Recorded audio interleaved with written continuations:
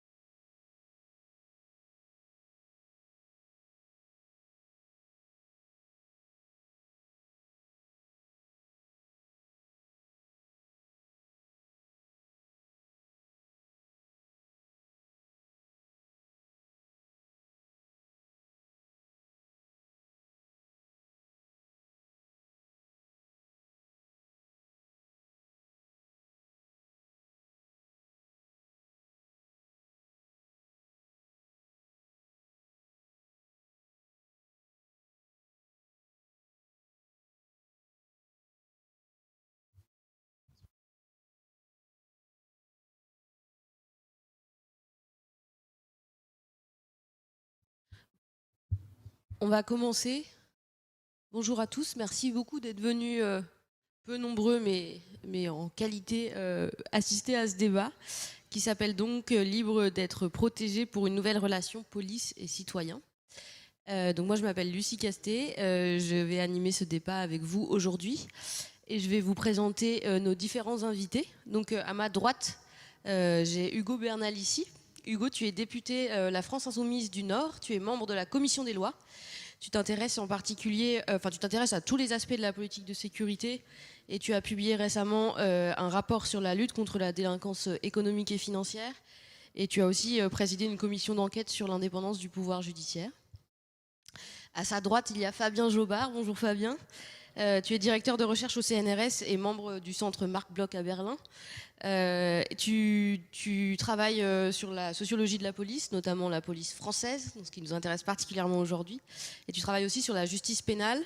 Tu es l'auteur de nombreux ouvrages sur la question et on a pu te voir récemment dans le film Un pays qui se tient sage de David Dufresne. Rosanna Lundom, je sais pas comment ça se prononce.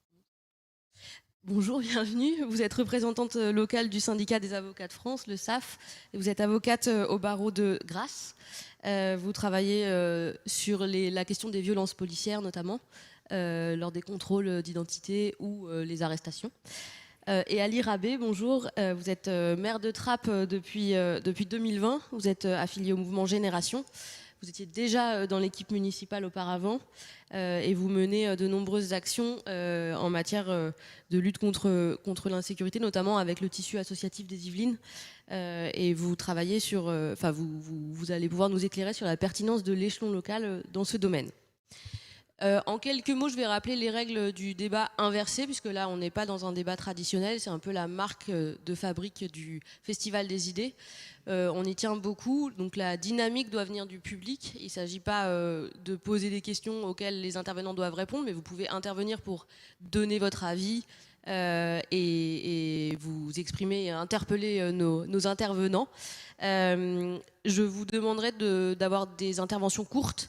Je suis désolée par avance si je dois vous interrompre, mais il est vraiment important qu'on garde une dynamique dans la discussion. Et donc, je pourrais être amenée à vous interrompre. Et donc, voilà, n'hésitez pas à intervenir, je vous donnerai la parole juste après. Donc, je rappelle le thème du débat, c'est libre d'être protégé pour une nouvelle relation entre police et citoyens. Je vous propose qu'on articule au début de notre échange autour de 4 grands enjeux. qui se recoupent en parties, mais qui me semblent fondamentaux pour répondre à la question comment restaurer la confiance entre la police et les citoyens, parce qu'on peut se dire que c'est ça la façon dont on peut aborder cette question. On pourra parler notamment de la question des violences policières en manifestation ou lors des contrôles. Ça permettra aussi, j'espère, d'aborder la question des discriminations. On pourra aussi parler de la préservation des libertés publiques et des droits fondamentaux, notamment dans un contexte où l'arsenal législatif et aussi administratif sécuritaire ne cesse d'être étoffé. Un autre enjeu qui est lié au précédent, c'est celui de la question de la lutte contre le terrorisme. Et là, on pourra parler lutte contre la radicalisation, implication du secteur associatif et peut-être du continuum entre prévention et répression. Et enfin, il y a un enjeu transversal que j'aimerais qu'on évoque. Ça peut paraître un peu technocratique parce que c'est assez organisationnel, mais en réalité, ça a des implications pour les 3 autres enjeux plus thématiques que je viens de mentionner. C'est celui de la culture administrative, de l'organisation de l'État, de l'action publique et de l'État et des forces de sécurité, y compris les questions de formation et de contrôle des forces de police. J'anticipe que le constat sur l'existence sera assez partagé parmi nos intervenants et probablement aussi dans le public. On va y revenir évidemment, mais du coup je trouverais particulièrement intéressant que les intervenants soient amenés à s'exprimer sur les aspects prospectifs et sur ce qu'on pourrait imaginer changer dans les relations entre la police et les citoyens demain. Je vais me tourner vers la salle pour voir si vous avez déjà une première intervention, éventuellement une réaction à ma façon de présenter les enjeux. Et donc, je donne la parole à monsieur devant qui la demande. Je vous en prie, allez-y. Oui, bonjour, Jean-Luc, retraité. Donc, bon, par rapport à l'intitulé, moi je dirais que bon, la police, au premier abord, n'est pas là pour protéger les citoyens. Hein. Elle est là pour protéger les institutions et pour protéger le pouvoir qui est en place. Après, bon, les citoyens arrivent bien après. Autrement, bon, par rapport à la situation actuelle, je dirais, je poserais la question, qui connaît le décret du 11 mars 2021 ? Qui connaît le décret du 11 mars 2021 ? Merci. Alors, le décret du 11 mars 2021... Mais du coup, vous posez la question ou vous faites la réponse aussi ? Je voulais savoir qui connaît ce décret. Après, je peux vous donner la réponse et vous développer en quelques mots quel est ce décret et vers quoi il va. Donc la situation actuelle de la police et des organisations gouvernementales, c'est de se protéger. Donc le décret du 11 mars 2021, c'est de mettre en place la vidéosurveillance dans le métro et dans le RER pour préparer pour 2024 les JO la reconnaissance faciale. Donc voilà, bon, c'est un décret au départ donc, du Covid. Je veux dire qu'ils avaient essayé de mettre en place ça en surveillant ceux qui mettaient un masque et ceux qui n'en mettaient pas dans le métro et éventuellement mettre des amendes. Ça n'a pas été accepté, mais donc ils ont quand même réussi à obtenir l'installation de la vidéosurveillance dans le métro et dans le RER pour rôder cette vidéosurveillance et préparer l'après. Donc après, merci. Voilà. Je suis désolée Jean-Luc, je vous interromps, comme je vous ai prévenu que je serais amenée à le faire. Je vais donner la parole au monsieur là-bas qui a levé la main. Je vais prendre donc une deuxième intervention et ensuite on fera parler nos invités. Oui, merci. Jean Malo de l'Allier. Non, je crois, pour non pas m'opposer, parce qu'on ne va pas polémiquer, mais la relation fondamentale entre la police et les citoyens, c'est quand même que la police protège les citoyens, certainement, et en tout cas qu'elle les mette en situation d'exercer leurs droits légitimes, sans crainte. Ça s'appelle la tranquillité publique ou la sécurité publique. Et je pense qu'une part importante de la difficulté de ce débat, c'est qu'on mélange un peu tout. On mélange notamment sécurité publique d'une part et maintien de l'ordre d'autre part, qui sont, certes, se rejoignent, sont souvent les mêmes personnes qui sont amenées à agir dans les deux cas, sous le contrôle des mêmes institutions d'ailleurs, mais sont des missions assez différentes. Et quand on distingue les deux, sécurité publique, tranquillité publique, et donc forme de proximité, par rapport au maintien de l'ordre, ça amène à se poser la question du recrutement des policiers, gendarmes, enfin des agents, de leur contrôle par les institutions de la République, de leur formation, sur laquelle je pense qu'il y a beaucoup à faire, beaucoup à dire, et de leur encadrement. Puisque s'agissant du maintien de l'ordre, je pense que l'école l'allemand n'est pas la même que l'école Maurice Grimaud. Moi qui suis un vieux de mai 68, voilà, je caricature pour aller vite, mais voilà. Et quand on commence à entrer dans ces distinctions et dans ces problématiques-là, on peut déboucher sur des réponses et des solutions que les citoyens peuvent comprendre et qui peuvent être efficaces dans la société, me semble-t-il. Merci. Je prends une dernière question dans le public et ensuite on donnera la parole aux invités. Bonjour, je m'appelle Pauline. Je me posais une question qui est peut-être très large, mais dans le sujet, on parle pour une nouvelle relation police-citoyenne.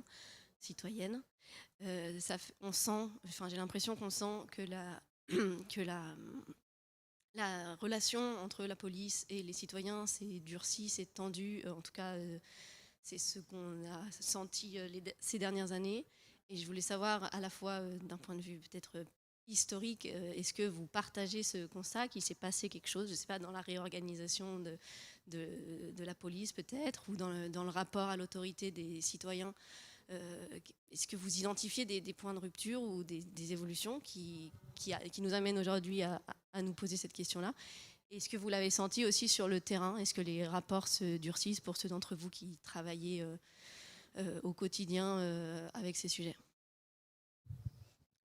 Merci beaucoup. J'identifie, je distingue 3 grandes questions dans les premières interventions de votre part. La première, c'est la dichotomie entre la protection des institutions et la protection des citoyens.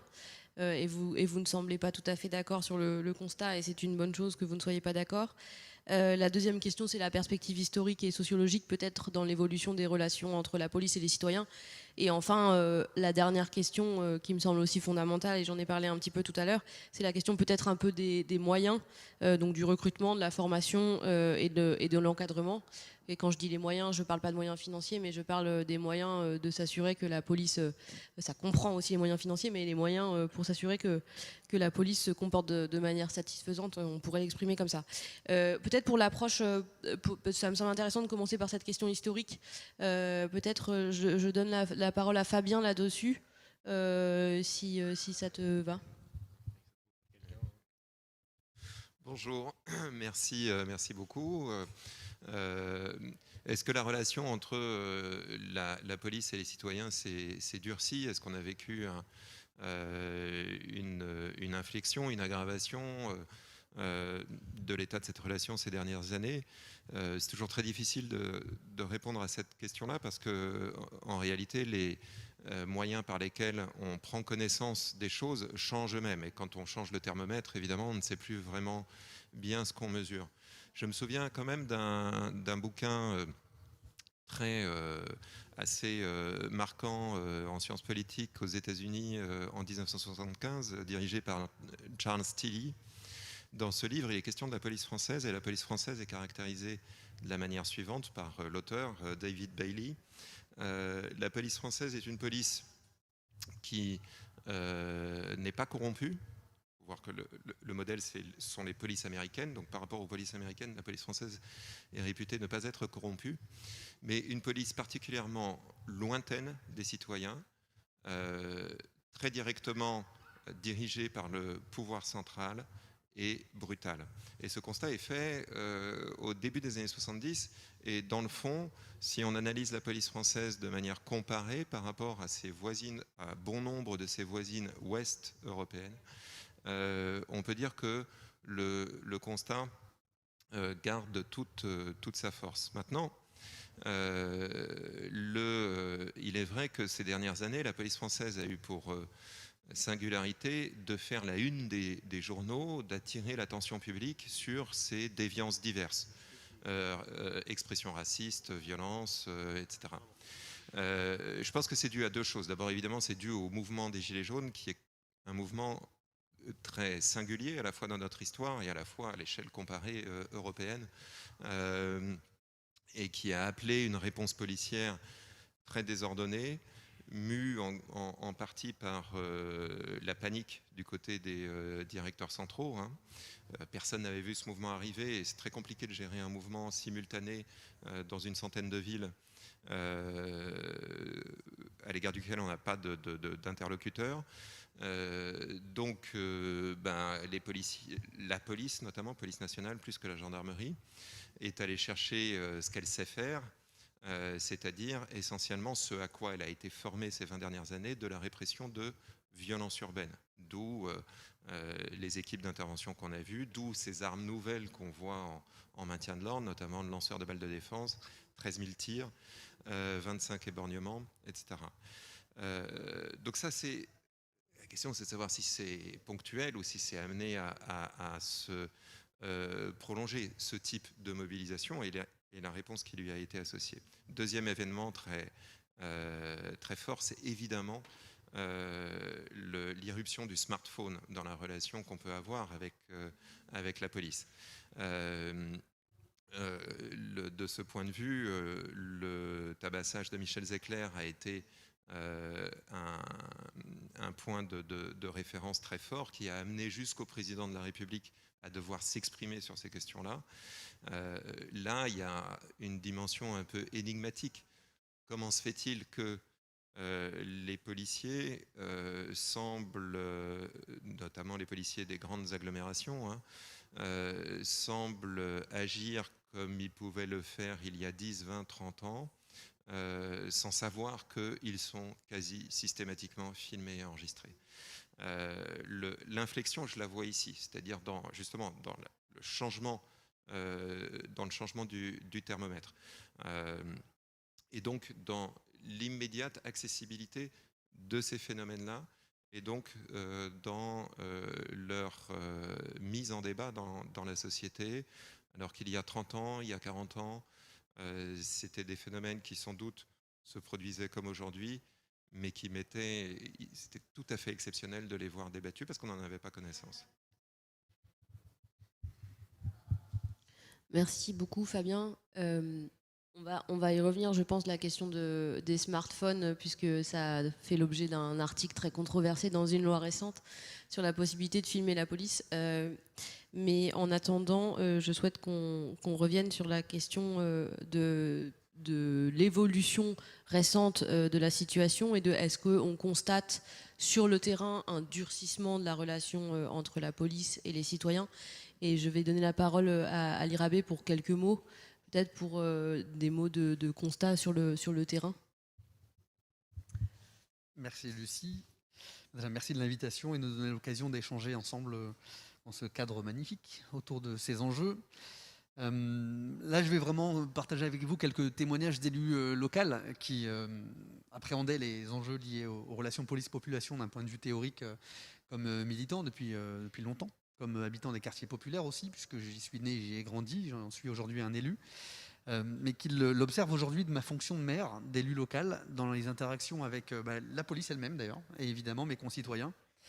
Et si je n'ai pas d'éléments d'ordre statistique, les universitaires pour le coup font ce travail avec une capacité à comparer les situations entre les différents États, les différents pays, et dans le temps surtout, parce que la question c'est de savoir est-ce que le durcissement de cette relation entre la police et la population est mesurable, tangible depuis 1, 2, 3 décennies, mais plutôt des témoignages perçus par les policiers eux-mêmes et par des habitants que je souhaite partager avec vous. Alors le premier, celui qui m'a le plus frappé, c'est ce que me disent des policiers eux-mêmes.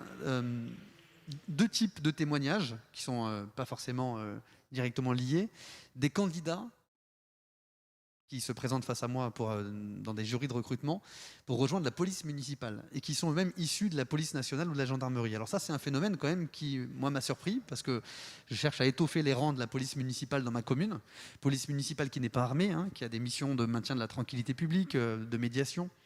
Et qui, en général, on a du mal à recruter. Il y a une vraie compétition, surtout en Ile-de-France, pour recruter des policiers municipaux, qui plus est quand on a une ambition, quand on affiche la volonté de ne pas armer sa police ou de lui confier des missions d'interaction avec la population, de médiation, de prévention.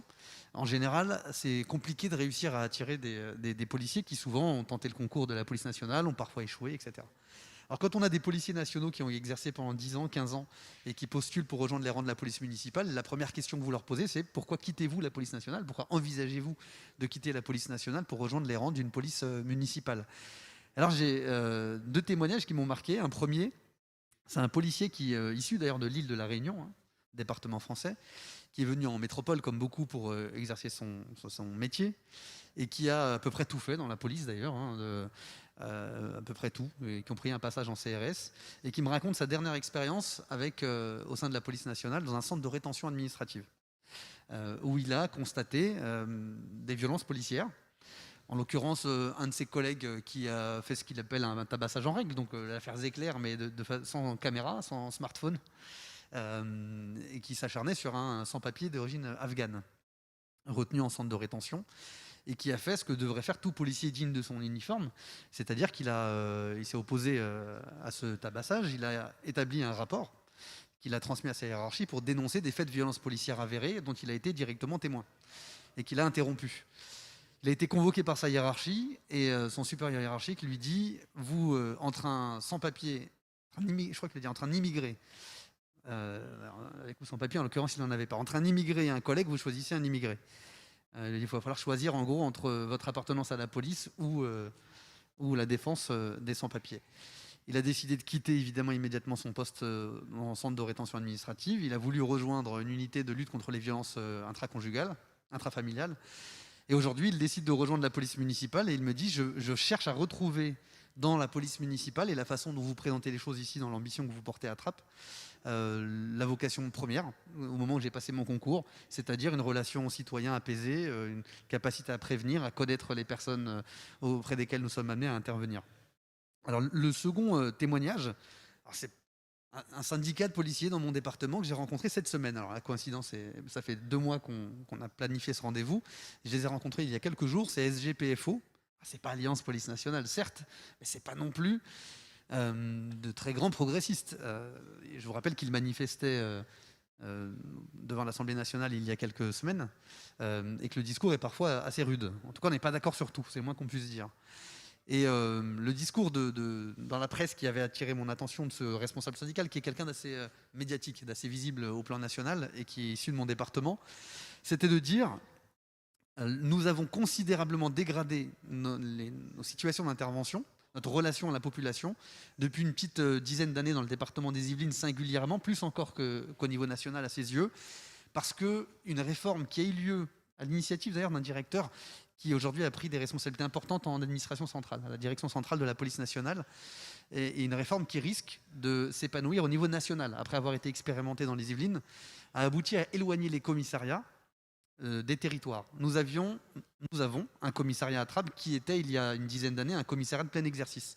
Il est devenu uniquement une antenne, un commissariat de circonscription, la circonscription s'élargissant à 9 communes et à un bassin de 165 000 habitants.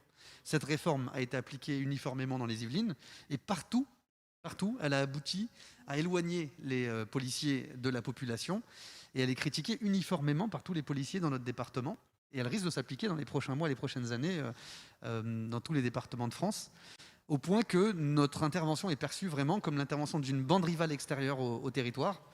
Nous ne connaissons pas les personnes auprès desquelles nous intervenons, et quand nous devons quitter le policier en question, le syndicaliste, parlait de la circonscription de Conflans pour intervenir à Poissy, à une vingtaine de kilomètres, on a l'impression d'être projeté en terrain d'opération extérieure. Et cette réalité exprimée par des syndicalistes policiers, elle m'inquiète. Elle m'inquiète parce que nous avions longtemps des équipages qui étaient connus des habitants et qui connaissaient les habitants, en bien ou en mal, malheureusement parfois en mal, mais souvent en bien. Et ça permettait d'avoir cette visibilité, cette connaissance mutuelle qui parfois permet le respect et qui permet d'éviter que des situations dégénèrent. Ce n'est plus le cas, c'est dénoncé d'abord par les policiers et ça s'est fait à bas bruit, dans un silence politique absolument universel, genre à droite et à gauche, personne n'a dénoncé cette réforme dans le département des Yvelines à l'époque. Eh bien on en paye les pots cassés aujourd'hui, 10 ans après, et c'est très compliqué de revenir en arrière. Alors on a mis en place, le gouvernement a mis en place le fameux quartier de reconquête républicaine avec ce qu'on appelle le GSPT, qui s'appelle aujourd'hui la BST, parce qu'on change régulièrement d'acronyme. C'est une dizaine d'agents sur la ville de Trappes, et je m'en réjouis, qui font des patrouilles piétonnes, qui connaissent un peu mieux les habitants, mais qui ne sont pas là le soir, qui ne sont pas là le dimanche, qui ne sont pas là le samedi, c'est un samedi sur 2 dans le meilleur des cas, et qui donc ne sont pas là quand ça chauffe en réalité. Et sur le durcissement de cette relation entre la police et la population, elle me semble, si ce n'est documentée par des chiffres, peut-être que mes collègues abonderont dans ce sens, mais assez palpable sur le terrain. Et elle aboutit à ce que le sentiment général de nos concitoyens vis-à-vis de la police fasse apparaître une défiance généralisée. Je vous rappelle que plus d'un Français sur deux n'a pas confiance dans la police, ce qui est de nature à nous inquiéter, que 2 Français sur 3 considèrent que la police discrimine, ce qui est une réalité objective, hein, quand on sait que quand on est d'origine maghrébine comme moi, on a 7 fois plus de chances de se faire contrôler au faciès. Quand on est noir, on a 11 fois plus de chances de se faire contrôler. Et pour conclure, je dirais que la défiance, elle est aussi liée au fait que la police n'est plus le service public qu'elle était, avec ses qualités et ses défauts. Quand on appelle le 17, et c'est un témoignage absolument quotidien chez moi, quand je vous dis quotidien, je parle au premier degré, c'est quotidien. Je reçois sur les réseaux sociaux, par mail, par courrier, quotidiennement quasiment des messages de détresse de mes concitoyens, parce que c'est plus facile d'interpeller le maire de sa ville sur Facebook que d'obtenir une réponse de police secours. Et c'est très concret, ce que je dis là. Et quand on appelle le 17, y compris quand on est maire de Trappes, y compris quand on est témoin en direct d'une tentative d'agression, on met parfois plus d'1 heure à obtenir une intervention d'une patrouille de police secours. Je l'ai expérimenté dans les premières semaines de mon mandat. Et sur la circonscription de police d'Elancourt, dont fait partie Trappes, je vous disais 9 communes, 165 000 habitants. Je fais souvent ce test autour de moi, auprès de mes concitoyens, auprès des militants, auprès des journalistes. Êtes-vous capable, moi je ne vous interroge pas sur le décret du 11 mars 2021, je ne le connais pas, mais avez-vous une idée du nombre de patrouilles de police qui circulent la nuit en semaine sur ma circonscription? Un bassin de vie d'à peu près 200 000 habitants. Vous diriez combien d'équipages ou combien de policiers? Hugo est très bien informé, il connaît la réalité de terrain aussi bien que moi. Certains me répondent 50 par exemple. Ils sont convaincus qu'il y a 50 voitures police-secours qui circulent dans ma circonscription, dans le meilleur des cas, Hugo. Vraiment, quand tout le monde est là, qu'il n'y a personne de malade, ils sont 3 équipages pour 9 communes. En réalité, c'est beaucoup plus souvent une seule. Et je conclus là-dessus pour vous montrer comment la façon dont on a dégradé le service public de la police nationale aboutit à créer les conditions objectives de la défiance. Et effectivement, on compense par l'absence de moyens par parfois une forme de violence excessive. Merci Ali. Je vous propose qu'on revienne sur le contenu du premier témoignage que tu as donné, notamment sur la question de l'encadrement, puisque tu faisais état d'une situation où un sans-papier ou un migrant, je ne sais pas quel était son statut juridique, avait été tabassé et ensuite un collègue avait signalé la situation à son supérieur hiérarchique qui lui avait dit dis donc tu choisis le migrant plutôt que ton propre collègue. Je pense que ça soulève, et on en a déjà parlé tout à l'heure, mais je pense que ça vaut le coup qu'on s'arrête un petit peu sur cette question, sur la question de l'encadrement. Il y a le sujet de l'encadrement et du contrôle. Je sais que le SAF a une position notamment sur l'inspection, sur l'IGPN. Je vais d'abord donner rapidement la parole à Hugo Bernalicis sur la question de l'encadrement, puisqu'il me semble que tu as une petite expérience dans une école de police dans ton jeune passé étudiant. Et je pense que tu as réfléchi à cette question et je trouve ça particulièrement intéressant de se demander quelle est la responsabilité de l'encadrement dans cette dégradation que vous semblez constater tous dans la relation entre la police et les citoyens. Et donc ça me semble important de s'y attarder un petit peu. Merci. Oui, alors, bon, parce que souvent, on a dit, quand il y a eu des violences policières, de dénoncer, qui semblaient évidentes, parce qu'il y avait une vidéo, parce que c'était, le caractère évident de la violence était perceptible de toutes et de tous. On a souvent entendu ensuite que, bien sûr, le policier devait être sanctionné, mais que c'était une brebis galeuse, quoi, hein, grosso modo. On l'a sanctionné, c'est une brebis galeuse, mais vous inquiétez pas, la police est républicaine, bon, dont acte, et circuler, il n'y a rien à voir. Et en fait, on se rend compte que quand il n'y a pas des preuves évidentes filmées, ou même des fois quand elles existent, le scénario classique à l'intérieur de la police nationale, mais aussi en partie dans la gendarmerie, c'est que c'est ce que Ali Rabé a expliqué juste avant dans le CRA, c'est qu'il va y avoir un conflit de loyauté avec les collègues et avec l'institution, et on va demander de faire bloc et de faire corps parce qu'on est tous de la même maison, quoi. C'est la maison commune, et donc bon, il faut qu'on serre les coudes. Il y en a plein des anecdotes comme ça. Je pense notamment à ce policier qui supervisait les geôles du tribunal de Paris, qui a dénoncé ça par la voie classique, c'est-à-dire par la voie hiérarchique, et qui a fini par médiatiser le sujet parce que la voie hiérarchique, il est tombé dans la même situation où on lui a dit mais non, tu racontes n'importe quoi, etc. Et il commençait à être poursuivi lui-même disciplinairement pour non-respect de la loyauté qui est un des principes dans la fonction publique que tout fonctionnaire doit respecter. Mais la loyauté, ça ne veut pas dire couvrir quelqu'un qui a tabassé illégalement quelqu'un d'autre. Hein. Bon, voilà, je le redis au passage parce que des fois on oublie ça. Et donc, bien sûr qu'il y a une responsabilité des hiérarchies. Autre exemple, dans les dernières manifestations qu'on a vues, que ce soit pour les Gilets jaunes ou ensuite la loi sécurité globale ou d'autres, à chaque fois, vous avez toujours un exemple d'une des violences qui est commise par un policier où quand vous regardez le ralenti et ensuite qu'il y a un début d'enquête, il n'est pas rare que ce soit un commissaire ou un commissaire divisionnaire qui est l'auteur des coups de pied, des manchettes ou de ce que vous voulez. Et à la fin, qu'est-ce qui se passe pour les individus en question? Est-ce qu'ils sont poursuivis en interne? Est-ce qu'ils sont sanctionnés disciplinairement? Non. Et on a même eu l'apothéose d'un des commandants de police, je ne sais plus dans quelle ville de France c'était, là, qui avait bastonné un gilet jaune, il s'était cru sur un ring, là, et qui avait fini par, une, avoir sa promotion, et deux, faire partie de la promotion de... Vous savez, il y avait des promotions de médailles gilets jaunes, de médailles de la sécurité intérieure, spécifiquement dédiées au mouvement des gilets jaunes. Des tas de policiers ont été récompensés, et notamment ceux qui avaient été violents et dont ça avait été avéré. Et c'est pour ça qu'on est en droit de dire que oui, il y a un effet de système. C'est-à-dire que même si 100% des policiers ne sont pas violents, 100% des policiers ne sont pas racistes, et donc ça on peut l'affirmer, il n'y a pas de souci, sauf que même si c'est une minorité agissante, elle est couverte par un effet de système et par leur hiérarchie, et ça va jusqu'en haut de la pyramide, parce qu'y compris personne en haut de la pyramide ne veut assumer la responsabilité politique de devoir avoir à faire un peu le ménage, quoi, dans l'institution. Et si on ne le fait pas, on se retrouve dans des relations entre la police et la population qui se crispent, même si en vrai, dans la masse du pays, bon, les gens ont rien trop à dire de leur police ou de leur gendarmerie. Ça cristallise dans deux endroits, les zones très urbaines et les quartiers populaires, et deux, les manifestations. Mais tout le monde n'habite pas dans les quartiers populaires et tout le monde ne va pas en manifestation. J'aimerais bien qu'il y ait plus de monde qui aille en manifestation, c'est vrai, mais ce n'est pas encore le cas aujourd'hui. Et donc quand vous n'êtes pas confronté à cette réalité immédiate, vous la voyez par l'œil de BFM TV et donc vous êtes là en train de devoir choisir votre camp entre les policiers qui ont bastonné Michel Zecler, ou les policiers qui ont arrêté un djihadiste ou empêché un attentat, etc. Quoi. Bon. Et donc, je pense que, par contre, dans les endroits où la confrontation était déjà existante entre police et population, oui, c'est monté d'un cran, et notamment du fait de l'action débridée de la police nationale et d'un pouvoir politique qui ne sait plus quoi faire et qui se pense assiégé et qui se pense en droit de réprimer toute contestation. Merci Hugo. Je vais donner maintenant la parole à Rosanna, mais alors n'hésitez pas si vous avez des interventions dans la salle, hein, levez la main, je vous enregistre et ensuite je vous donne la parole. Je donne la parole à Rosanna parce que en fait la question qu'on a en creux, c'est au-delà de la question peut-être de la formation des encadrants, et là peut-être Fabien voudra intervenir là-dessus plus tard. Il y a aussi la question du contrôle.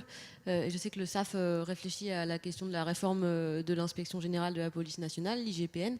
Si tu veux nous en dire deux mots. Alors effectivement, quand il y a des situations de violence policière, le citoyen, le justiciable concerné dépose plainte et cette plainte est transmise, enfin c'est l'IGPN qui la traite. L'IGPN, son problème c'est la composition et la façon dont se déroule l'enquête en interne. Ce sont des policiers qui statuent sur des violences commises par des policiers. Donc il y a évidemment un manque de transparence, un manque de contradictoire, et nous avons le plus grand mal à obtenir des enquêtes impartiales. Ce que nous souhaitons, nous, c'est pouvoir intervenir dans le cadre de ces enquêtes, proposer des actes, faire des demandes d'actes qui soient acceptés, pouvoir agir rapidement pour ménager la preuve, ce qui n'est absolument pas le cas parce que c'est quelque chose de très très opaque. Ensuite, il y a bien entendu la composition de l'IGPN qui pose problème, comme je vous le disais, c'est des policiers qui jugent, enfin qui statuent sur des violences, qui jugent pas, qui estiment si la violence commise était légitime, nécessaire.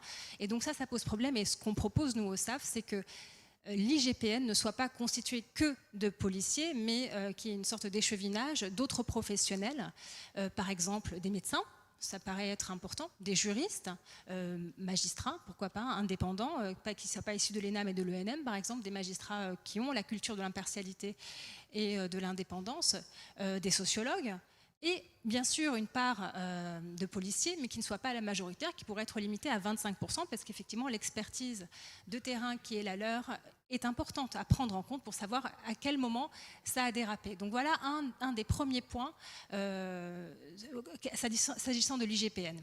Ensuite, il faudrait aussi mettre en place des procédures qui permettent, dans le cas de violences policières, d'avoir directement accès aux images. On a parlé un petit peu de la reconnaissance faciale, on a parlé un petit peu des images de BFM, etc. Et là, il y a quelque chose qui est très important, qui est de l'ordre de la narration. C'est-à-dire que, en cela, par exemple, les caméras piétons qu'on propose de généraliser dans le cadre d'intervention des policiers ne sont pas totalement satisfaisantes, parce que nous avons toujours un seul point de vue, ce qui est le point de vue du policier qui se fait éventuellement agresser. Il a le contrôle du moment où il met le point en marche, et on a toujours ce point de vue-là, alors que c'est intéressant, et c'est en ça que c'est bien que les citoyens puissent filmer les opérations et que ce n'ait pas été censuré, et que de leur laisser la liberté de pouvoir agir. Et donc c'est l'importance des smartphones qui avait été évoquée par Fabien Jobard tout à l'heure, parce que nous avons un autre regard qui n'est pas forcément le regard de la police et de leurs caméras et de leur intervention, mais un regard extérieur sur toute la scène, et aussi le regard de la personne qui se fait elle-même agresser. Est-ce que c'est le sens des réponses que vous souhaitiez avoir, Lucie? Oui.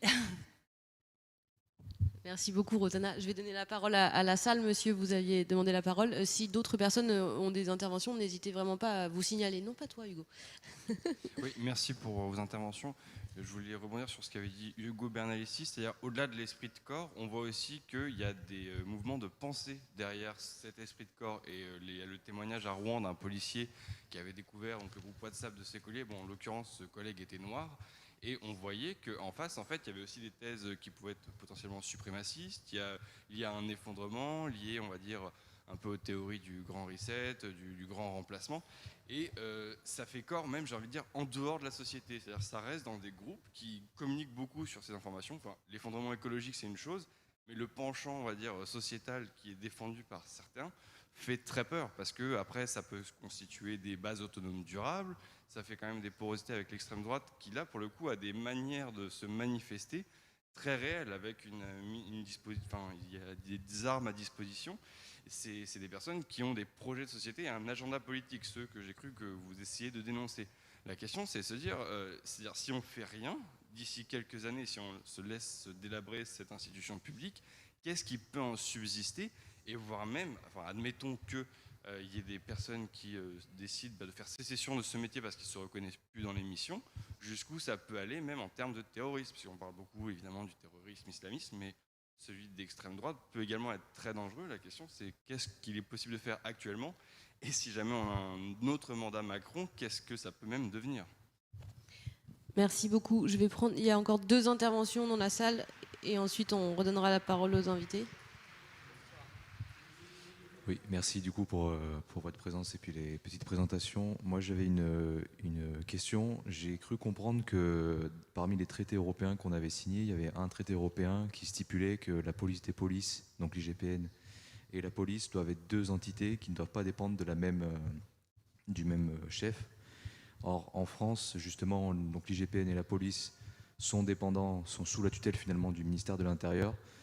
Donc si ce traité existe réellement, est-ce qu'il n'y a pas des moyens d'action au niveau du Parlement européen pour obliger la France tout simplement à respecter ces traités finalement, qu'ils ne respectent pas? Et merci beaucoup, je vais prendre la 3e intervention. Est-ce que vous savez la compatibilité? Oui, on a... Je vous en prie, allez-y, merci. Bonjour, Fabrice, surveillant pénitentiaire. Alors déjà, je partage votre avis sur l'IGPN. En fait, je pense que déjà, au niveau par rapport à la dégradation entre la police et les citoyens, on a oublié une chose essentielle par rapport à la police, c'est qu'ils étaient censés être les gardiens de la paix. Et en fait, ils ne le sont plus depuis. Il y a des choses toutes simples comme la politique du chiffre. Ils en sont réduits à ça, à du maintien de l'ordre qu'on voit dans les manifestations. Et toute cette police de proximité qui existait, les commissariats de quartier, l'îlotage, enfin, vous l'avez très bien dit, monsieur Rabé, quoi. Ça n'existe plus. Dans des quartiers où on avait des policiers qui jouaient au foot avec les jeunes des quartiers, c'est plus possible. Moi, j'ai vécu dans un quartier également. On voyait les policiers se promener par deux à pied. Ça posait pas de problème. C'est juste plus possible maintenant. Faut être réaliste. Et pour terminer, il y a juste c'est une petite observation. Je ne remets absolument pas en cause votre légitimité à tous. Hein. Vous avez toutes. Ça aurait été bien pour un. On a des citoyens ici, mais en fait, on n'a pas de policiers, et ça aurait été intéressant d'avoir l'avis d'un policier ici aujourd'hui, quoi. Voilà. Merci beaucoup pour... Juste par rapport, pardon, un point de vue technique par rapport aux caméras piétons. Nous, dans les pénitentiaires, on commence à l'expérimenter parce que nous pratiquons maintenant les extractions judiciaires depuis un certain nombre d'années, et on l'expérimente dans le cadre et techniquement, en fait, comment ça fonctionne. On a en fait, elle fonctionne par cycle de 30 secondes. Donc, par 30 secondes, ça enregistre toutes les 30 secondes. Et à partir du moment où vous déclenchez, en fait, les 30 secondes avant le déclenchement sont conservées. Et voilà, donc, si vous voulez, c'est pas l'instant. Après, vous pouvez augmenter le temps le cycle. Hein. Ça peut être à 1 minute, ça peut être à 1 minute 30, évidemment. Pendant 1 minute 30, ça filme. Et puis voilà, le déclenchement, la minute 30 est conservée. Mais voilà comment fonctionnent les caméras piétons en théorie. Le problème des caméras piétons, c'est souvent que c'est du matériel. Là, pour le moment, moi, la constatation que j'ai dans mon travail, c'est que c'est du matériel qui pourrit tout simplement. Vous avez des autonomies de 3 heures. Des fois, même dans la police, ils sont même obligés d'aller chercher leur caméra chez Decathlon. Enfin, c'est surtout que le matériel est pourri, quoi. Voilà. Pardon. Merci beaucoup, monsieur. Peut-être pour répondre à votre dernière question, enfin votre interpellation sur la composition du panel. Non, mais vous avez tout à fait raison. Je pense que c'est une remarque très pertinente. On pourra essayer l'année prochaine, si on refait un débat sur la sécurité, d'avoir un représentant de la police dans le panel. Mais sachez que c'est quand même très difficile parce que, comme le disait Hugo, il y a un devoir de loyauté qui pèse très lourd, et aussi un devoir de réserve qui est parfois surinterprété par les agents publics et en particulier par la police, et donc c'est difficile d'avoir quelqu'un qui s'exprime publiquement, mais c'est une très bonne remarque, et donc on y travaillera. Peut-être très rapidement pour répondre à votre question sur la compatibilité entre la tutelle commune IGPN et police nationale et le droit européen et les traités européens.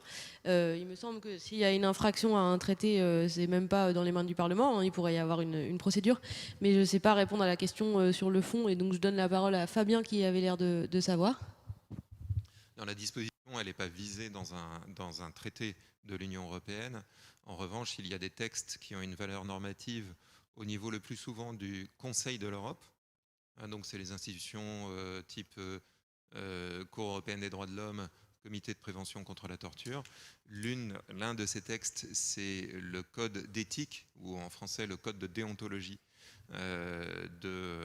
des forces de police, qui est un texte qui a une valeur, si vous voulez, de recommandation, ou comme on dit en langage européen, de guideline, de point de repère. Mais ce n'est pas un texte opposable, en fait. Vous ne pouvez pas dire ah bah regardez, chez moi, mon affaire a été instruite par 100% de policiers, je m'en remets à la Cour européenne de justice ou à la Cour européenne des droits de l'homme. Ça n'a pas cette valeur-là pour l'instant. Si je peux me permettre une remarque sur la question de l'échelle territoriale d'intervention ou d'organisation de la police. Deux très brèves remarques. On a prononcé le mot police sans doute déjà 50 fois, on n'a pas prononcé le mot gendarmerie une fois. Tu l'as dit ? Ah pardon. Alors une fois. Alors ce qu'il faut tout de même bien noter, c'est que les gendarmes interviennent sur 95% du territoire national. Les brigades territoriales de gendarmerie sont souvent très éloignées des lieux desquels on peut solliciter les gendarmes. Et pourtant, il y a un travail de proximité qui est effectuée par la gendarmerie, dans lequel les deux derniers directeurs généraux de la gendarmerie, les généraux Lizuret et aujourd'hui Rodriguez, se sont vraiment engagés. Et je pense qu'il est nécessaire, pour comprendre comment ce type de peut être engagé, peut être poursuivi, d'aller voir du côté de cette expérience, de ces expériences gendarmerie nationale. Du reste, lorsque les enquêtes se portent à cette échelle de détail, vous verrez que les indices de satisfaction exprimés à l'égard de la gendarmerie sont largement supérieurs, hein, de 20 points, voire de 30 points, si ma mémoire est bonne, à ceux exprimés à l'égard de la police, et il n'y a sans doute pas de hasard derrière ça. Deuxième point, vous dites très justement, à mon avis, que l'îlotage tel qu'on a pu le connaître dans les années 80, vaguement à la fin des années 90, n'est sans doute plus possible. Et dans le fond, je souscris à ce que vous dites. Je crois qu'il y a des formes de police qui ne sont plus concevables dans un certain nombre de quartiers dans lesquels les tensions sont telles que imaginer ces formes de police de proximité relève de la pensée irénique. Moi, ce que je pense, c'est que dans le même temps, depuis les années 80, la police s'est transformée, les quartiers se sont transformés. L'une des transformations dans ces quartiers, c'est l'attrition de tous les métiers du contact social.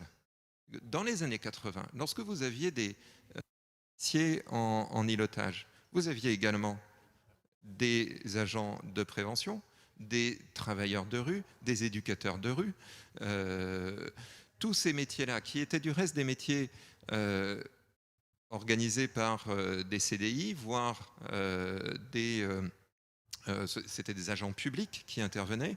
Aujourd'hui, ces métiers sont dissous dans des formes beaucoup plus précaires de travail, confiés souvent à des associations qui passent leur temps à devoir renouveler leurs conventions avec les partenaires publics tous les ans.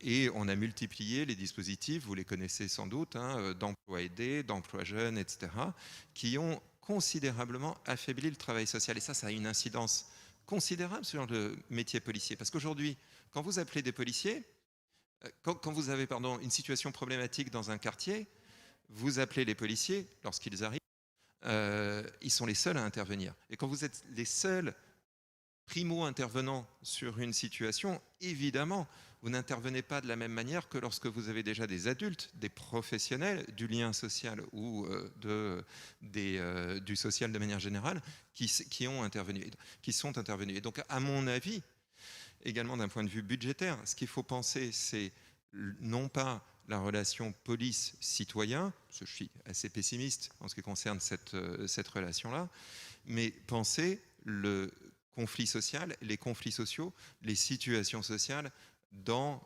les territoires urbains. Et là, la police, c'est une petite dimension du problème. Le souci, c'est qu'aujourd'hui, lorsque l'on discute des problèmes dans les quartiers, des problèmes urbains, des problèmes sociaux, on pense immédiatement police. Et ça, c'est une transformation de notre manière de concevoir la société qui est extrêmement préjudiciable.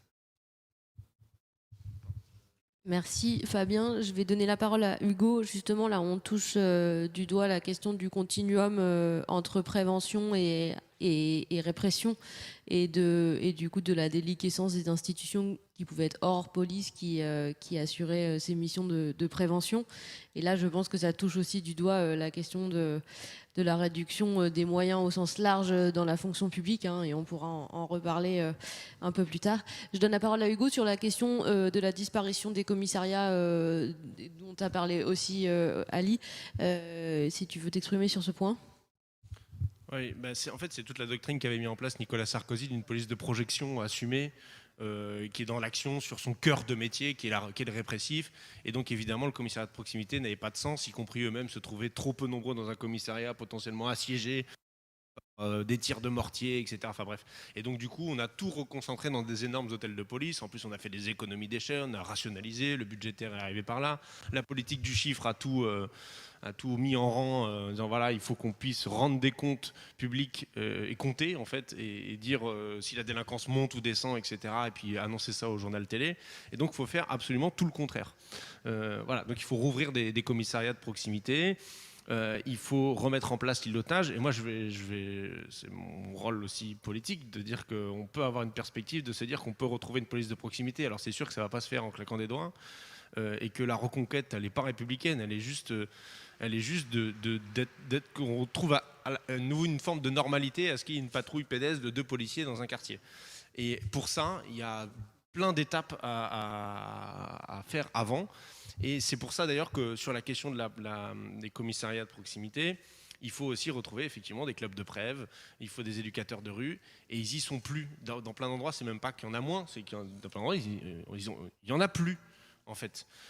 Et pourtant, 100% des policiers que j'ai pu rencontrer qui avaient agi dans des quartiers où il y avait des éducateurs de rue étaient contents, parce qu'il y a souvent cette fable de dire ah oui, les éducs de rue sont nos ennemis, ils sont là pour couvrir les jeunes, en plus ils ont un secret professionnel qui fait qu'ils ne vont pas balancer les jeunes qui auraient commis telle ou telle infraction, c'est pour avoir leur relation de confiance, et donc ce sont des ennemis de la police, ces éducateurs de rue, puisqu'ils couvrent les jeunes délinquants, alors qu'en fait pas du tout. Ça c'est le récit de policiers qui n'ont jamais travaillé avec un éducateur de rue, parce qu'en fait les policiers qui travaillent dans les quartiers où ils ont ces interlocuteurs-là, à la différence des autres, ils ne sont pas aveugles, ils arrivent, ils savent comment intervenir, pourquoi, jusqu'où aller, et donc c'est quelque chose à reconstruire. On avait fait l'effort d'ailleurs, c'est quand on a rédigé le livret sécurité de la France Insoumise pour 2017, il y a un encadré sur les travailleurs sociaux et les éducateurs de rue. On avait voulu le mettre et le montrer parce que c'est quelque chose d'essentiel. Après, on en revient toujours au même débat, hein. Si vous voulez traiter ce qui se passe dans les quartiers populaires, par exemple, allez, on va dire on va légaliser le cannabis. Très bien, on va tuer une partie du trafic, mais les trafiquants ne vont pas disparaître quand on va légaliser le cannabis. Ils vont se reporter sans doute sur d'autres choses, etc. Et tous ceux qui dépendaient du trafic de stupéfiants pour vivre au quotidien, pour payer le loyer dans le HLM, si vous n'avez pas une politique ambitieuse de création d'emplois dans les quartiers populaires, vous allez retomber sur d'autres problématiques. Vous n'avez juste pas réglé l'équation. Et donc, une politique de sécurité ambitieuse, elle ne peut s'insérer que dans un ensemble plus global. Et de toute façon, il faudra un maillage du territoire. Et un des écueils dans lequel était tombé le gouvernement Jospin sur la police de proximité, enfin de redébut de police de proximité qu'ils avaient mis en place, c'est qu'en ayant rouvert des commissariats de quartier, plein de gens sont allés déposer plainte, alors qu'avant ils ne le faisaient pas, plus. Et donc les chiffres de dépôt de plainte ont augmenté, le taux d'élucidation n'a pas forcément augmenté, et donc la droite a dit oui, regardez, vous êtes des laxistes, etc. Alors qu'en fait c'est juste l'activité policière qui s'est modifiée, pas l'activité de délinquance, quoi. Bon. Donc maintenant qu'on sait tout ça, on va peut-être pas tomber dans la même piège, j'espère, le moment venu, mais il faut qu'on soit ambitieux de se dire oui, on peut remettre en place une police de proximité, on peut remettre en place des pilotages, ça va demander beaucoup de conditions, mais il faut le faire, et c'est pourquoi je pense que à court terme, et je vais en finir par cette proposition-là, j'en suis et on en est arrivé à cette conclusion à la France Insoumise, que le plus efficace, c'était encore de renationaliser ou d'étatiser la police municipale pour avoir les mêmes en fait déployés dans les communes, parce qu'au moins ceux-là connaissent un petit peu le terrain sur lequel ils travaillent aujourd'hui. On remercie Hugo pour ce pavé dans la mare. On reviendra sur la question de l'étatisation de la police municipale. Pour boucler cette séquence sur les acteurs de la prévention qui devraient intervenir de manière complémentaire avec la police nationale ou municipale, je donne la parole à Ali qui avait une remarque sur la récente réforme portée par la ministre de la Ville qui consiste à mettre en place des bataillons de la prévention. On retrouve là le vocabulaire guerrier qu'on aime. Donc je donne la parole à Ali et ensuite je redonnerai la parole à la salle puisque j'ai vu quelques mains se lever. Merci, oui. Donc Hugo veut nationaliser ma police, veut me prendre mes effectifs de police que je peine déjà à débaucher auprès de la police nationale. Eh bien moi j'en rêve. Je rêve qu'un jour l'État ait l'audace et le courage de reprendre ses missions régaliennes, y compris en clarifiant le continuum de sécurité avec les polices municipales et les missions de chacun, et en veillant à ce que nous n'empiétions pas les uns sur les prérogatives des autres. Mais je pense qu'en effet, et je partage avec Hugo la volonté que le politique puisse donner une perspective qui parfois peut surprendre des universitaires et sembler irréaliste, en tout cas à court terme. Mais j'ai grandi, moi, dans un quartier où l'îlotage existait, où les phénomènes de délinquance étaient enquistés, hein, et où il est déjà arrivé que ce commissariat, c'est pas un commissariat, c'était un poste d'îlotage, soit en l'occurrence incendié. Mais je pense que sur la question des moyens, notamment pour les postes d'îlotage, je vais vous donner l'expérience d'un quartier tout près de chez moi, pas dans ma commune, mais une commune voisine immédiate, où des projets de rénovation urbaine visent essentiellement, l'habitat n'étant pas dégradé, à régler les problèmes de sécurité et de trafic. Et quand on voit les dizaines de millions d'euros qui peuvent être investis pour abattre des tours qui n'ont pas besoin de l'être, pour tenter de régler des problèmes de délinquance, on voit bien comment l'État et la République est capable d'investir inutilement des moyens, là où on pourrait peut-être installer effectivement des postes d'îlotage qui, petit à petit, reprendraient le terrain et permettraient d'incarner la République sur tous les territoires. Pour revenir à l'interpellation de Lucie sur les bataillons de la prévention, et totalement illustrer les propos tenus par Hugo, les bataillons de la prévention, je ne reviens pas plus que ça sur la rhétorique guerrière et effectivement la réponse en creux du ministère de la Ville, puisque c'est la ministre de la Ville qui porte cette réforme, pour répondre à l'injonction d'envoyer l'armée dans les quartiers, en gros. Hein. Donc on envoie des bataillons qu'on appelle de la prévention, on leur met des t-shirts que je refuse dans ma ville, par exemple, pour incarner cette nouvelle politique de l'État. Et on envoie quoi ? Bon. Une bonne nouvelle, des éducateurs de rue, des éducateurs spécialisés qui bénéficient du secret professionnel, Hugo le rappelait tout à l'heure, qui font la preuve de leur efficacité, à condition d'être suffisamment nombreux, de pouvoir travailler en complémentarité avec l'ensemble du tissu local pour permettre la réinsertion, l'accompagnement des jeunes qui sont en dérive. Et chez Attrape, c'est une dizaine d'éducateurs de rue supplémentaires, ce qui est une vraie bonne nouvelle. J'ai obtenu, moi, le retour des éducateurs de rue il y a quelques mois, depuis le mois de janvier. On avait 8 agents sur le terrain, on passerait donc à 18 grâce au nouveau financement de l'État. Évidemment, je m'en réjouis. Et à côté de ça, on vous propose également des médiateurs, parce qu'il faut avoir un affichage d'un volume considérable à quelques mois de la présidentielle, hein, après que le gouvernement actuel ait quasiment rien fait en matière de politique de la ville pendant plusieurs années. Vous vous rappelez l'épisode du rapport Borloo. On vous propose 10 postes d'adultes relais. Donc les postes d'adultes relais, c'est des postes en insertion payés à 80% par l'État.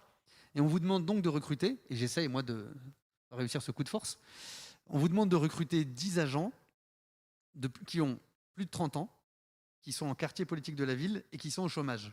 Autrement dit, des personnes en insertion, qui ont des difficultés d'insertion et que la puissance publique pourra accompagner en leur proposant un contrat aidé. Eh bien, ce sont ces personnes elles-mêmes en insertion, et donc qui ont besoin d'aide, à qui on demandera demain d'assumer des missions de médiation auprès de publics jeunes en insertion et qui ont besoin d'aide. Donc, autrement dit, c'est chercher le mouton à 5 pattes.